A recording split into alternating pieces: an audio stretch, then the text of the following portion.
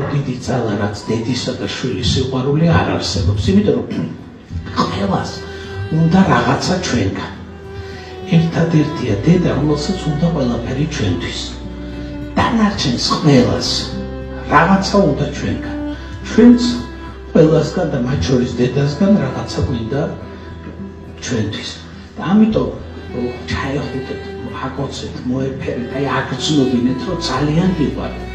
და ვისაც არ გყავთ, აი უბრალოდ სხვის დედებს გაუნაწილეთ ისინი, რომელიც ალბათ სადღაცა დატრიალდება და მერე თქვენ დედებთან მივნეთ, იმიტომ რომ დედაზე უფრო მნიშვნელოვანი არაფერი არ გაჩენილა ადამიანს, რომელსაც მერასოდეს ვალს ვერ გადავუხდით.